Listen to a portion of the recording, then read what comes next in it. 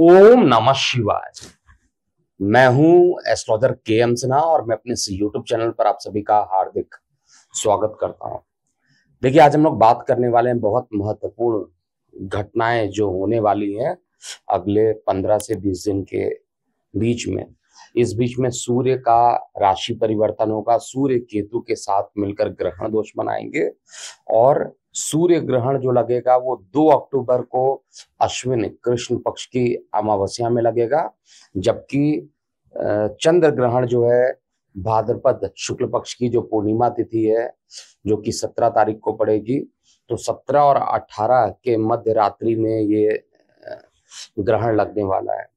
महत्वपूर्ण बात है कि ये ग्रहण जो लगेगा चंद्र ग्रहण, सबसे पहले चंद्र ग्रहण लगेगा, उसके साथ ही पितृपक्ष प्रारंभ हो जाएगा और अंत होते होते अश्विन शुक्ल पक्ष की जो अमावस्या तिथि आएगी उस दिन ये सूर्य ग्रहण लगने वाला है। तो इसका मतलब है जो श्राद्ध पक्ष है उसके बीच में ही सूर्य और चंद्र दोनों ही ग्रहण लगेंगे।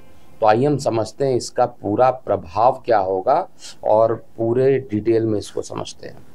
जो ग्रहण होने वाला है बेसिकली वो सूर्य ग्रहण, पहले चंद्र ग्रहण की बात करें क्योंकि 17 तारीख के मध्यरात्रि से लेकर 18 तारीख के सुबह तक, अगर भारतीय समय अनुसार देखा जाए तो सुबह 6:10 से 10:34 तक ये ग्रहण लगेगा और ये ग्रहण बृहस्पति के नक्षत्र पूर्व भाद्रपद नक्षत्र में ये ग्रहण लगने वाला है।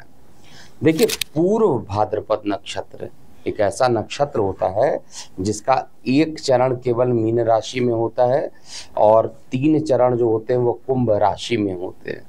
तो मीन राशि में इस बार लग रहा है, यानी चौथे चरण में ये ग्रहण लगेगा। तो इसका क्या प्रभाव होगा और जो पूर्व भाद्रपद नक्षत्र है उसकी प्रॉपर्टी भी आपको समझना पड़ेगा। इस बार हम ये भी समझेंगे कि क्या करना चाहिए, क्योंकि भारतीय समय अनुसार ये 18 तारीख को सुबह दिखाई देगा और ये सूर्य ग्रहण और चंद्र ग्रहण दोनों ऐसे समय में पड़ रहे हैं कि उस समय भारत में दिखाई नहीं देगा। ये आंशिक चंद्र ग्रहण है और इसमें किसी प्रकार का सूतक काल मान्य नहीं होगा जो सामान्यतः चंद्र ग्रहण और सूर्य ग्रहण में होता है। अब हम बात करते हैं, क्योंकि पूर्व भाद्रपद नक्षत्र में ये होने वाला है, तो पूर्व भाद्रपद नक्षत्र के जो देवता होते हैं रुद्रदेव होते हैं। रुद्रदेव मतलब भगवान भोलेनाथ का ही एक अवतार जिनको रुद्र कहा जाता है, वो इनके हैं। और इनका जो प्रतीक होता है, जो सिंबल होता है, वो तलवार होता है, या सैया के आगे के जो 2 भाग होते हैं वो पूर्व भाद्रपद का सिंबल होता है। अगर आपको पूर्वाध नहीं समझ में आता है तो इससे संबंधित एक पक्षी है बगुला, बगुला को समझिए। बगुला आप जानते हैं कि किस तरीके से एकदम शांत रहता है, आध्यात्मिक दिखाता है, लेकिन जहाँ मौका मिला वहीं पर शिकार कर लेता है। कालपुरुष की बात किया जाए तो कालपुरुष में की जो कुंडली बनती है उसमें पूर्व भाद्रपद नक्षत्र जो है वो उसका जो पार्ट होता है जांग के आसपास का जो पार्ट होता है वो आता है। ये एक आंख वाला माना जाता है, इसकी दृष्टि जो है 2 आंख नहीं है, काड़ी दृष्टि कही जाती है। और कलर के दृष्टिकोण से देखा जाए तो इसको स्लेटी कलर माना जाता है। वनस्पति में भी हम लोग देखते हैं तो आम जो होता है, इससे आप पूरे तरीके से इसको कंपैरिजन कर सकते हैं। आम और पूर्व भाद्रपद नक्षत्र एक दूसरे के पर्याय बन जाते हैं। बगुला को समझिए, आम को समझिए, सारी चीज़ें अगर आप समझ लेंगे तो आपको पूर्व भाद्रपद नक्षत्र समझ में आएगा। अब इनकी जो समानता होती है, कहाँ पर पाए जाते हैं समानता? अनाथ आश्रम में, अस्पताल में, शमशान में, एकांत यानी तंत्र मंत्र में। अगर आप देखिएगा बगुला क्या होता है, एकदम जाता है शिकार करने के लिए और वो एक जगह जल में शांति पूर्वक बैठ जाता है, तो एकांत पसंद है। लेकिन इसके अलावा बहुत सारे ये काम कर सकते हैं, जैसे अग्नि रिलेटेड काम कर सकते हैं, वेल्डिंग रिलेटेड काम कर सकते हैं, शमशान की जो व्यवस्था होता है उससे जुड़ाव होता है, शल्य चिकित्सा का जो काम होता है और पुरोहित का जो काम होता है वो भी इस नक्षत्र का स्वभाव होता है। अर्थात इस नक्षत्र में जन्मे जातक, हालांकि बृहस्पति के नक्षत्र को अच्छा माना जाता है, लेकिन ये नक्षत्र एग्रेसिव भी होता है।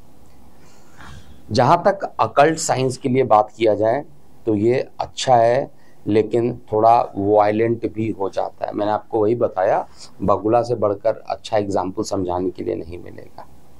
तो जहां ध्यान लगाया हुआ लगेगा कि एकदम अध्यात्म में जाकर है, और जहां पर मौका मिला तुरंत डस लेता है या तुरंत कैप्चर कर लेता है स्पिरिचुअलिटी, क्योंकि बगुला ध्यान लगाता है। ध्यान लगाना भी एक प्रकार से क्या होता है, स्पिरिचुअलिटी को बताता है। कहीं ना कहीं आप अध्यात्म कर रहे हैं, एक प्रकार से अपने लक्ष्य को प्राप्त करने के लिए अध्यात्म कर रहे हैं।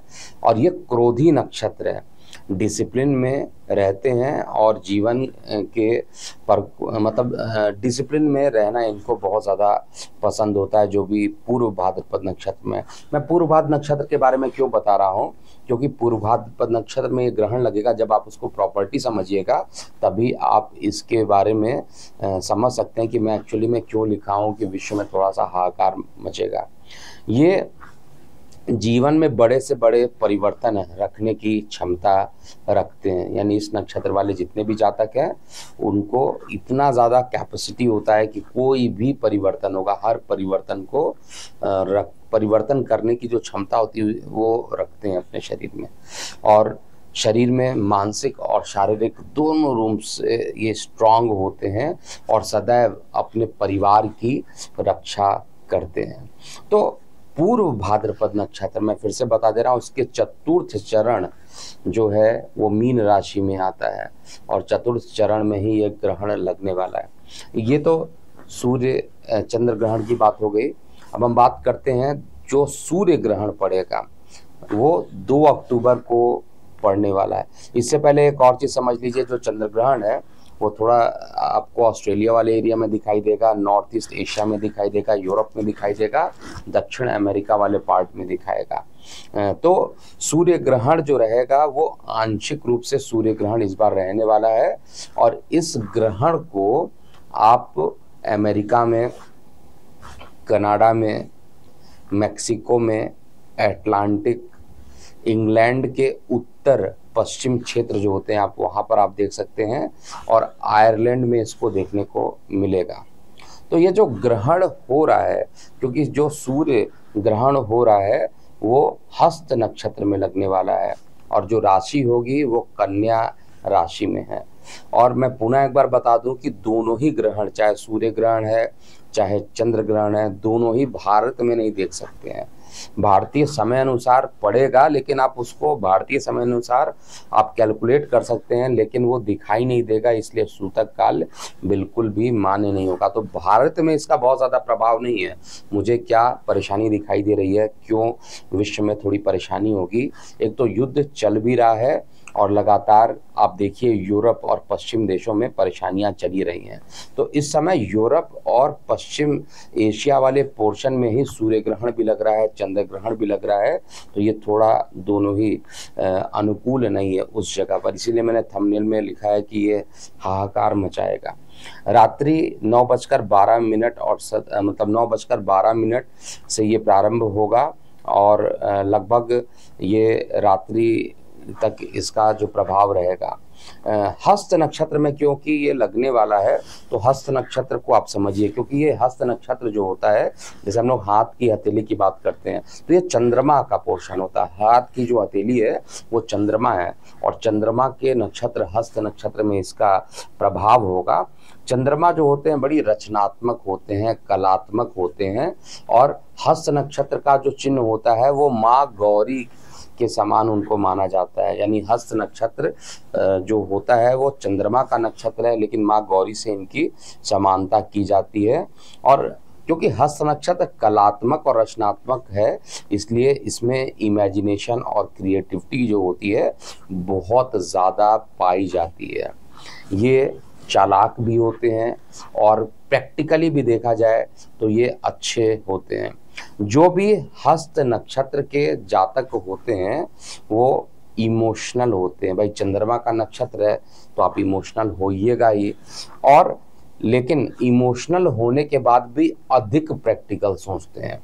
मतलब इमोशनल होना ठीक है, चंद्रमा का नक्षत्र इमोशनल रहेंगे, लेकिन प्रैक्टिकली बहुत अच्छा सोचते हैं। और चंद्रमा सुंदरता का प्रतीक भी माना जाता है। सुंदरता के प्रेमी होते हैं, अच्छी पर्सनालिटी इनकी होती है और इनके बोलने की जो शैली होती है बड़ी अच्छी होती है। ये सोशल होते हैं, सामाजिक होते हैं और लोगों की सोच को बदल सकते हैं। मतलब इतना अच्छा ये बोल देंगे कि सामने वाला जो है वो किसी चीज़ की जो सोच रखा है उस सोच को पूरा बदल सकता है। इतने स्ट्रांग हस्त नक्षत्र वाले लोग माने जाते हैं। और सारे मेहनत, क्योंकि हैंड का पोर्शन है, हथेली का पोर्शन है, तो मेहनती होते हैं और ये फौरन जो भी काम करते हैं उसमें निपुण भी हो जाते हैं और सफलता भी प्राप्त होते हैं। बट थोड़ा सा इनके अंदर सेल्फिशनेस हो जाता है और ये अपने बारे में सर्वाधिक सोचते हैं। और जब कोई आदमी अपने बारे में ही सोचेगा तो उसको बहुत अच्छा नहीं माना जाता है। और कई बार नारकोटिक्स एक्शन पर भी ये इनके ऊपर नारकोटिक्स एक्शन वाला प्रभाव भी होता है, जो कि इनके लिए बहुत अच्छा नहीं माना जाता है। अब ये जो ग्रहण लग रहा है बेसिकली चंद्र ग्रहण और सूर्य ग्रहण, इसी के बीच में जो है, इससे पहले आप थोड़ा सा हस्त नक्षत्र के बारे में समझिए कहाँ पाए जाते हैं। खेत खलियान, चारगाह, बगीचे, हस्तशिल्प के जो स्टॉक एक्सचेंज होते हैं, उद्योगशाला जो होती हैं, ये उन सभी चीज़ों से रिलेट कर लेते हैं। मतलब ये उनका व्यवसाय आप एक प्रकार से कहिएगा। शिल्पकार होते हैं, क्योंकि शिल्पकार जो होते हैं या जौहरी, या आप घर में देखते होंगे मिस्त्री आते हैं बनाने के लिए, या जो जिम्नास्टिक का काम करते हैं वो सारे लोग हो सकते हैं। शेयर मार्केट से बहुत सारे लोग का जुड़ाव जो होता है वो हस्त नक्षत्र के कारण होता है। और हाथ का काम जो होता है उंगलियों से, वो टाइपिस्ट के रूप में, कंप्यूटर ऑपरेटर के रूप में भी हस्त नक्षत्र वाले काफ़ी निपुण हो जाते हैं। अब ये ग्रहण जो लगने वाला है, इस बीच में पितृपक्ष होगा, तो पितृपक्ष जो लगेगा इसमें जिनके भी कालसर्प दोष हैं, पितृ दोष हैं, उनको दूर करने का इससे अच्छा समय भारत में आपको नहीं मिलेगा। भारत के लिए ये ग्रहण कहा जाए एक प्रकार से पितृपक्ष पड़ रहा है, तो भारत के लिए कोई बहुत ज़्यादा परेशानी नहीं है। लेकिन पश्चिम देशों में जो आग लगी हुई है उसके भड़कने की संभावना बहुत ज़्यादा दिख रहा है। भारत के लिए क्यों ये बहुत ज़्यादा परेशानी पूर्वक नहीं है, इसको चार्ट से, कुंडली से भी समझते हैं। देखिए, भारत देश का जो हमारे स्वतंत्र भारत की जो चार्ट बनती है वो वृषभ लग्न का है। और वृषभ लग्न का जो चार्ट है वो केतु और शुक्र की युति बनी हुई थी। लेकिन अब केतु शुक्र 18 को ही राशि परिवर्तन कर जाएंगे। केतु अपने जगह पर रहेंगे, शुक्र का राशि परिवर्तन होगा और मालव्य नाम के पंच महापुरुष का निर्माण कर देंगे। तो भारत का वैसे ही लग्नेश जो रहेगा, पंच महापुरुष योग बनाने के कारण एक अच्छा राजयोग का निर्माण करना प्रारंभ कर देगा। हालांकि छठवें भाव में रहेंगे, षष्टमेश होकर षष्टम में रहेंगे, लेकिन फिर भी जो योग है, जो गुप्त शत्रु हैं, उनको ये परेशान करेंगे। और ये जो पितृपक्ष आ रहा है, इस पितृपक्ष में अगर आप जो भी अपने पितरों को, जिस तरीके से आप त्रिपिंडी दान करते हैं या आप तर्पण करते हैं, वो प्रक्रिया आप लगातार इसमें करते रहिएगा, जिससे कि कोई परेशानी नहीं होगा। बस मुझे परेशानी क्या दिखाई दे रही है, पश्चिम देशों में बहुत सारी परेशानी रहेगी। प्रत्येक लग्न पर इसका क्या प्रभाव पड़ेगा संक्षेप में समझ लेते हैं इसी वीडियो में। सबसे पहले मेष लग्न की बात करेंगे। तो मेष लग्न में ये दोनों जो ग्रहण लगने वाला है वो आपके लगन के सापेक्ष में षष्ठम और द्वादश में पड़ने वाला है। तो इस समय जो चंद्र ग्रहण आपका पड़ेगा वो द्वादश स्थान पे पड़ेगा। तो मानसिक रूप से थोड़ी परेशानी बढ़ेगी, लेकिन न्यायिक मामलों में आपको सफलता मिलेगी। जो शत्रु होंगे वो खत्म होंगे और रोग आपके जो होंगे, इस समय मानसिक रूप से आप ज़्यादा पीड़ित हो सकते हैं। शारीरिक रूप से उतनी परेशानी नहीं, लेकिन मानसिक रूप से ज़्यादा होगी। वृषभ लग्न की बात करें तो वृषभ लग्न में ये जो ग्रहण पड़ने वाला है आपके पंचम और एकादश में पड़ेगा। तो पंचम का जो ग्रहण रहेगा सूर्य ग्रहण रहेगा। इस समय आपके जो संतान है उनके साथ किसी प्रकार का वैचारिक मतभेद हो सकता है, लेकिन आय के जो क्षेत्र में परेशानी थी वो थोड़ी कम हो जाएगी और आय अच्छे होने प्रारंभ हो जाएंगे। मिथुन लग्न की बात किया जाए तो मिथुन लग्न में एक्सिस पे बन रहा है, चतुर्थ दशम के एक्सिस पे बन रहा है। तो मिथुन लग्न वाले जितने भी जातक हैं उनके लिए माता के स्वास्थ्य को लेकर परेशानी, लेकिन कार्य व्यवसाय में अच्छे परिणाम मिलेंगे। कर्क लग्न की बात किया जाए तो कर्क लग्न में ये आपके पराक्रम स्थान पे और पितृभाव पे पड़ रहा है, नवम भाव पे पड़ रहा है। तो ये ग्रहण जो रहेगा आपके मान पद प्रतिष्ठा को बढ़ाएगा, और इस ग्रहण के कारण जो है थोड़े जिनको एस्थमेटिक है, श्वास लेने की परेशानी, उनको परेशानी रहेगी, और पिता पक्ष से थोड़ी सी चिंता आपको मिल सकती है। जो सिंह लग्न के जातक हैं उनके लिए द्वितीय द्वादश का संबंध द्वितीय अष्टम का संबंध बनेगा। द्वितीय संबंध जो रहेगा परिवार में कलह उत्पन्न करेगा, और अष्टम में जो ग्रहण लग रहा है इसमें आपको अत्यंत धार्मिक कर देगा, और धर्म को अगर आप मानते हैं, पूजा पाठ करते हैं, कल्ट साइंस में विश्वास रखते हैं, तो आपके लिए समय अनुकूल रहेगा। इसके अलावा कन्या लग्न में, क्योंकि लगन में सप्तम भाव में रहेगा, तो जीवन साथी के साथ परेशानी का आप अनुभव कर पाइएगा और मानसिक पीड़ा ज़्यादा रहेगी।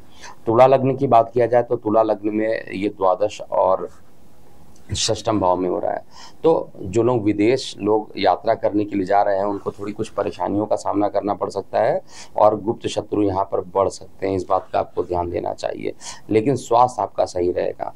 इसके अलावा जो तुला लग्न की, तुला के बाद हम वृश्चिक लग्न की बात करते हैं, तो वृश्चिक लग्न में ये एकादश और पंचम में पड़ने वाला है। तो एकादश स्थान पर जो है वो आपके आय के साधन को बढ़ाएगा, बहुत ज़्यादा दिक्कत नहीं दिख रही है मुझे, लेकिन आपको मानसिक रूप से काफ़ी परेशानी इस बीच में देगा। आपको जो भी परेशानी है उसके लिए लास्ट में एक उपाय बताऊंगा, सभी के लिए उस उपाय को करना चाहिए। इसके अलावा धनु लग्न वाले जातकों के लिए ये जो ग्रहण लगने वाला है एक्सिस पे फिर लगेगा, तो इसमें आपके कार्य व्यवसाय को लेकर जो है जो पदोन्नति होना था उसमें कुछ रुकावट होगा, और माता पक्ष से थोड़ी सी परेशानी भी रहने वाली है। इसके अलावा मकर लग्न की बात करते हैं, तो मकर लग्न में नवम और तृतीय भाव में ये लगने वाला है, तो पिता के स्वास्थ्य को लेकर थोड़ी परेशानी अभी भी रहेगी, और मानसिक रूप से परेशानी ज़्यादा पड़ेगी, इसलिए मानसिक रूप से ज़्यादा परेशानी अभी आप परेशान हो सकते हैं। कुंभ लग्न की बात करें तो ये सीधा लग्न और सप्तम में पड़ेगा, तो इस समय पार्टनरशिप में कोई भी काम ना करें, मानसिक पीड़ा से बचना चाहिए। मीन लग्न की बात किया जाए तो मीन लग्न में ये जो ग्रहण पड़ने वाला है वो आपके लग्न में पड़ेगा, और लग्न में पड़ने के कारण जो कुंभ लग्न है उसको थोड़ा रेक्टिफाई कर लीजिएगा। कुंभ लग्न में ये ग्रहण द्वितीय और अष्टम में पड़ने वाला, तो इस समय पूजा पाठ करना, मंत्र तंत्र करना आपके लिए अच्छा रहेगा, लेकिन धन संबंधित किसी प्रकार की परेशानी होगी। अंतिम लग्न मीन लग्न के लिए बात किया जाए तो मीन लग्न वाले जातकों के लिए ये मानसिक ज़्यादा परेशानी देगा, और जीवन साथी के साथ किसी प्रकार का वाद विवाद बढ़ाएगा। अब उपाय क्या करना चाहिए? एक तो चंद्र ग्रहण जब लगेगा तो उस समय भले ही भारत में विजिबल ना हो, आपको ओम श्रांग श्रींग श्रौम सा चंद्रमसे नमः का जाप करना चाहिए, जिससे कि दिक्कत खत्म हो। इसके अलावा जब सूर्य ग्रहण लगेगा तो उस समय आदित्य हृदय स्रोत का पाठ कर सकते हैं, ओम सूर्याय नमः का मंत्र का जाप कर सकते हैं, और जिन लोग को आर्थिक रूप से परेशानी है वो चंद्र ग्रहण के दौरान दारिद्र्य दुख दहनाए स्रोत का पाठ कीजिए। तो ये था आने वाला समय जो अगले 15-20 दिन के लिए थोड़ा खतरनाक विश्व के लिए दिखाई दे रहा है, लेकिन भारत में उतना ज़्यादा खतरनाक नहीं है। लेकिन फिर भी परिणाम जो आने वाले हैं, लोग ये विधानसभा के परिणाम आएंगे ग्रहण के बाद, तो सत्ता पक्ष के लिए बहुत अच्छा नहीं होगा। ये मैं पहले भी बता चुका हूँ, आज भी रिपीट कर रहा हूँ। जम्मू कश्मीर में कांग्रेस और गठबंधन जो बन रही है वही उनका आना कन्फर्म्ड है, और हरियाणा में कांग्रेस की सरकार बनेगी। तो अभी के लिए इतना ही। मैं हूँ एस्ट्रोलॉजर के एम सिन्हा। ओम नमः शिवाय।